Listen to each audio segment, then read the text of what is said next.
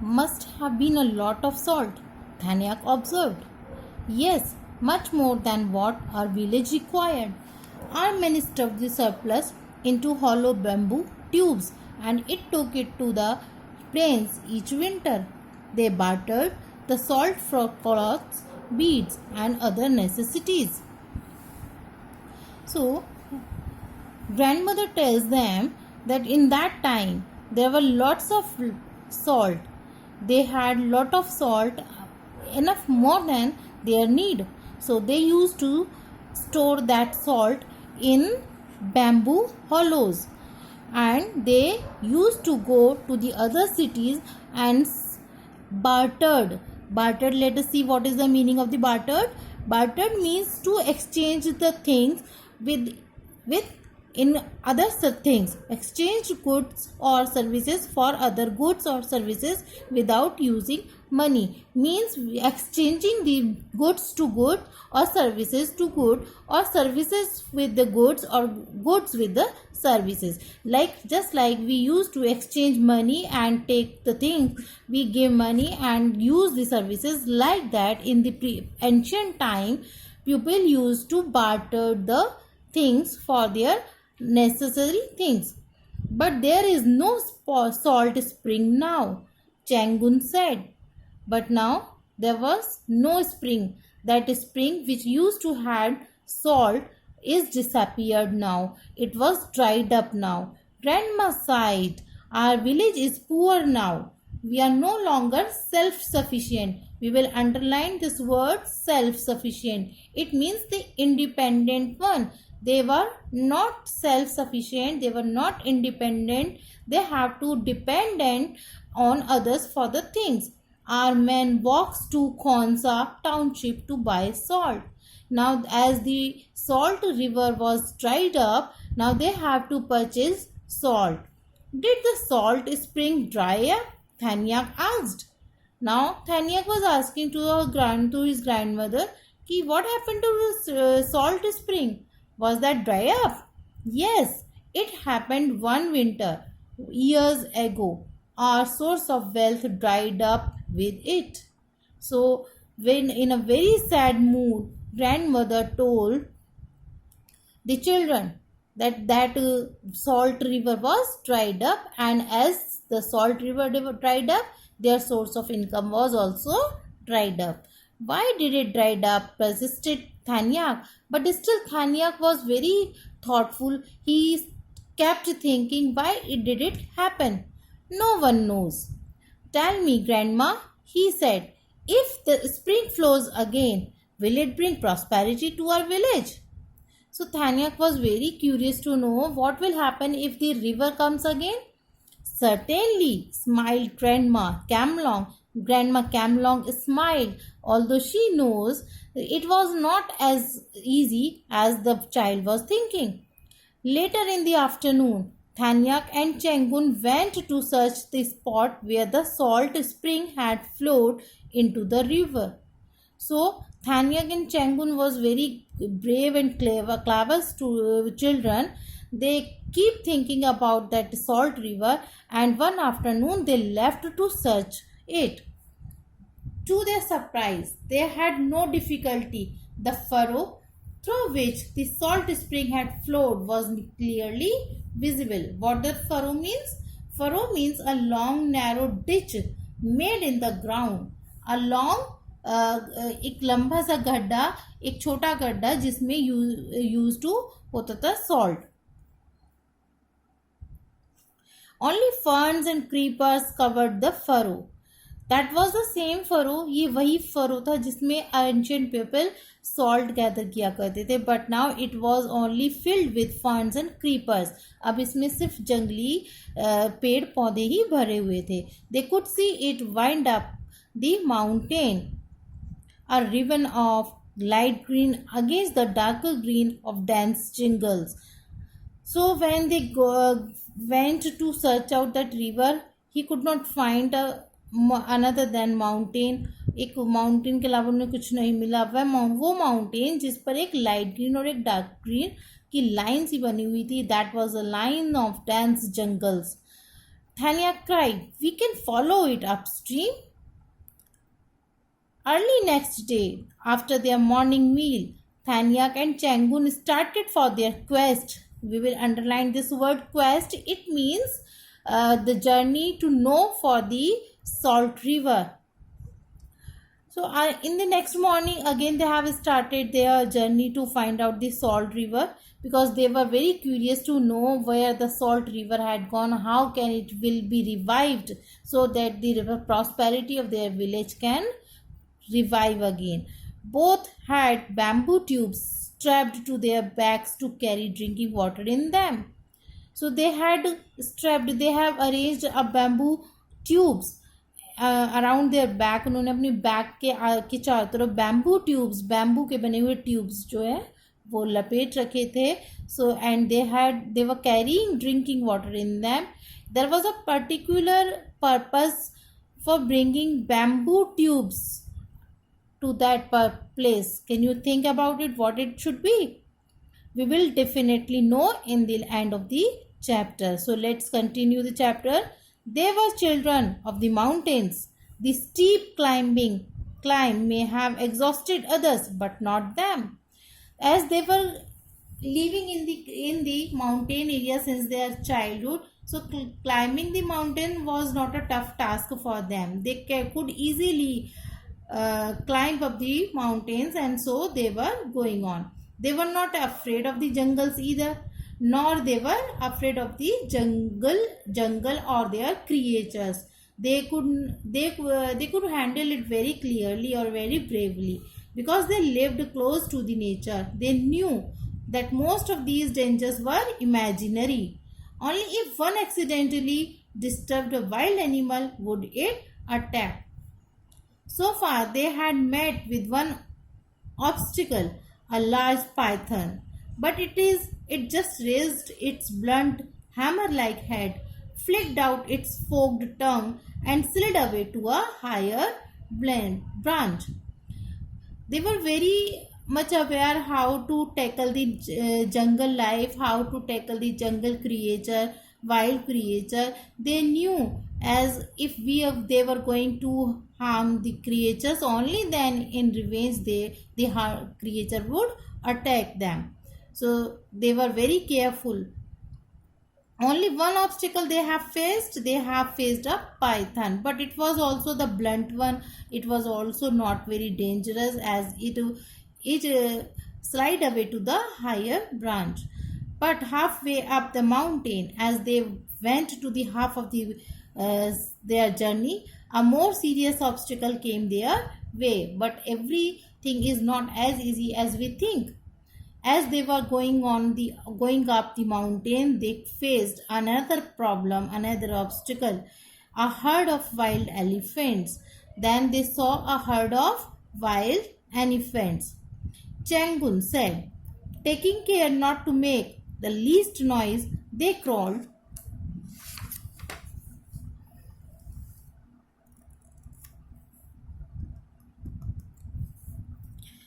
up a little ahead. They could not see the herd. So the Changun was very, although she was very small, but still she was very intelligent. She said to her brother to be very careful, and quietly they crept up the mountain and hid themselves. They could not see the herd. The grey-black hides of the elephants blended too well with the foliage.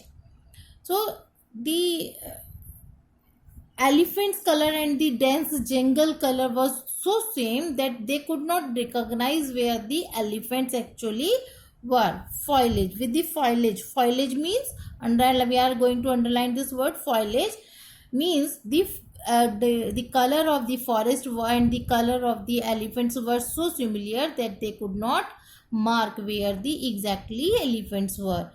But the sounds made by the herd as it fed grew louder. Soon it became clear that the elephants had chosen the spot as a feeding ground. But the elephants' sound made them clear that exactly where the elephants were. They knew now The elephants were in the clear spot to graze the grass, and it seemed as if they might stay on for quite a while. And as the sounds coming, it also giving a signal that the elephants are going to stay there for some time. This incident can tell us about this, that those two children, that they were very smart. They can recognize this heard sound, they can analyze the sound, they can identify the place through the sound. There was no question of trying to slip through the herd. Their path upstream was firmly blocked. Now, as they were about to go to the stream, but now they are not going, as they had stuck in the problem. What do we do now, Thanya? Chengun asked. We wait, her brother replied grimly. That was the only option they had. They could have only wait to let elephants go. The children waited. Apart from the sounds made by the feeding elephants, the jungle was silent. The deep hush was broken only twice by the huku huku call of the hooklock gibbon and a pangolin scampering through the undergrowth. Now let us see what is the hulak gibbon. Hulak gibbon is a gibbon with white eyebrows found in northeastern India. It is an animal. Scampering. What is the meaning of scampering? Scampering means to moving, the way of moving. They waited patiently for over 2 hours, and then finally they heard heavy bodies crash through the thick foliage. The elephant herd was on the move. After waiting 2 hours, it was a quite lengthy time for two small children who were all alone in the jungle. But though they are very brave, they keep waiting quietly for the 2 hours, and finally they heard the noise going back to their places. The elephant's herd was on move. They were going back to their places.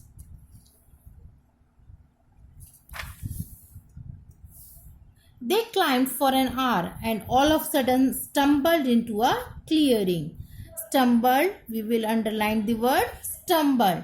They climbed for an hour. So once the elephants were gone away, they came down and they again started to climb up the mountain to find out the salt river, and all of a sudden stumbled into a clearing. And suddenly stumbled means they had approached into the clearing, a clean a land without any bush or tree, a clearing of trees.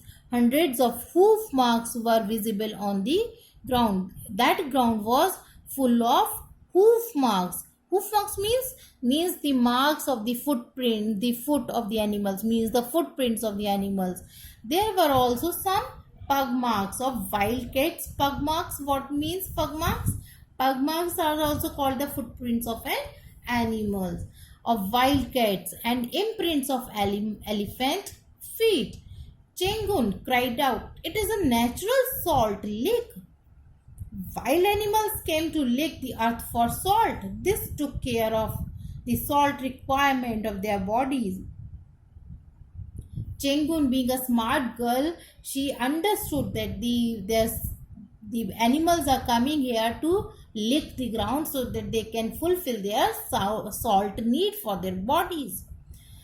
The salt spring furrow ran through the center of the clearing for some distance and then it disappeared into a hollow. They have also seen a salt spring which was very narrow nowadays, and it was ending into a hollow. Thanyak and Chengun raced towards the hollow. They have seen the marks of the salt spring which would have been running. So, but as it was ending into a hollow. Hollow means the empty space, something like khokhli jaga. So Thanyak and Chengun raced towards the hollow. They ran towards that, as they had guessed it was a cave. So that hollow was actually a cave. The sunlight lit up the interior. We will underline the word interior at the cave's mouth. As the cave's mouth was shining a lot. Can you think why it was shining a lot? The walls of the tunnel-like cave were coated with white crystals because, as we know, we have already read that salt water was ending up in that hollow space as the sun was throwing their rays. So water must have been evaporated, and the only salt crystals were left over there. So that was pure salt, and it was shining like the crystals. Heaps of crystals rose like molehills from the floor and dangled like wasps' nests from the ceiling. The crystals, the salt was so thickly stored on the walls of the cave that it was looked like the molehills. Molehills, do you know? Molehills means ant hills, जैसे छोटे छोटे कीड़ों के घर बन जाते हैं. And the wasps nest, छोटे छोटे insects ने अपने nests बना रखे हैं. In that way the crystals were stored there. The pure white crystalline heaps glittered in the slanting rays of the afternoon sun. Thanyak bent down and picked up a pinch of the crystals, put it to the tip of his tongue. Thanyak wanted to clear whether the crystals, that white crystals, are the salt or something else. So for this reason he put a small grains of the salt and put it on his tongue. It's a salt. ये तो salt है. He whispered in wonder. He was very happy, as if unable to believe his tongue.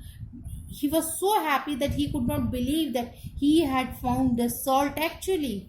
Soon he began to hope about wildly, in imitation of a tribal war dance. As they belonged to the Noct tribal, he started to dance in the tribal war dance, whooping and shrieking in gay abandon. We have found salt, he cried. He was so happy that he started to dance, singing the song, we have found salt, we have found salt. Changun crooned. Crooned means hummed or sang in a soft voice. Chengun also crooned along with Thangyang. There is enough salt in this cave to last our village 1,000 years. So that cave was full of salt crystals, and now they were very happy. They had found the prosperity of their village once again. That tunnel-like cave is a natural salt mine. The spring flowed through it, carrying some of the salt away, said Chengun. The sun was already halfway down on its journey across the horizon. The children knew they must hurry back to their village. Though they wanted to locate the salt spring, they knew this was not the right time.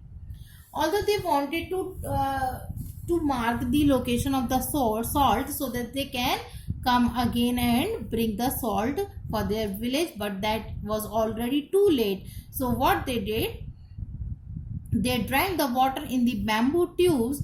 Then they placed the tubes upside down on the ground to dry them completely. They packed the tubes with salt. Then, carrying the treasure upon their backs, they began to descend home. Earlier we came to know that the children had packed their bags with the bamboo strap, and I asked you why did they had done.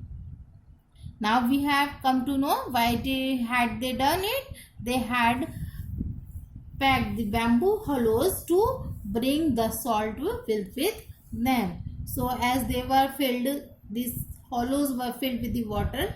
They drink some of the water, and rest of the water they have thrown into the ground, and then hollowed down the tube and filled it with the salt. उन्होंने उस bamboo pipes को अपने जिसमें वो पानी लेकर आए थे, उन्होंने कुछ पानी पी लिया और बाकी पानी उन्होंने ग्राउंड में डाल दिया और उस खाली पाइप को सुखा कर अच्छे से उसमें उन्होंने सॉल्ट फिल कर लिया. And they had started to go back to the home. Underline the word descent. Descent means to return home. The villagers had meanwhile begun worrying. When they saw the two children descend, the crowd broke out into loud cheers. The children ran excitedly to Grandma Camlong. They shouted, "We have found a cave of salt. Our village will be prosperous again." Underline the word prosperous. Now the children were very happy as they had found the source of the prosperity of their village, which was salt. Actually, this time they had not found any salt river, but they had found a cave which was full of salt, which will not last for years, for the decades of the village. Unstrapping the bamboo tubes, they poured the salt onto the earth. Now they had strapped the bamboo pipes on their back, which they have taken along with the water. जिस pipe में वो water लेकर गए थे, उसी pipe में वो salt fill करके ले आए और उन्होंने अपने घर आकर और बैग से अपने वो निकाले, ट्यूब्स निकाली, and they poured the salt onto the earth, और उन्होंने वो सारा सॉल्ट अर्थ पर पोर कर दिया. The heaps glowed in this light of setting sun. Grandma laughed happily. Now it was the village, and all the village people were looking at the children. They were very happy. Grandma also was very happy. The heap of the salt, which was crystal clear white salt, it was shining in the sunlight, setting sunlight. Grandma was very happy. "Well done, children," the chief said. The chief of the village appreciated the children. "Your courage deserves to be rewarded. You too will be the chief guests during this Loku festival." It was a festival which was celebrated in Arunachal Pradesh or Nokto tribe. Picking Thanyak up, the chief placed him on his shoulder. As the children had done very appreciable work, the chief of the village appreciated them a lot. Chengun's father picked her up and placed her on his shoulders. Grandma Camlong broke out into a knocked ballad for courage. The villagers sang along and began a grand celebration. So in this way we can see the two small and brave children have brought the prosperity of village once again. So that was the chapter, the Crystal Cave. Why now think why the chapter is named as the Crystal Cave? So that is the chapter. Now we will do the word words and the word meanings for it.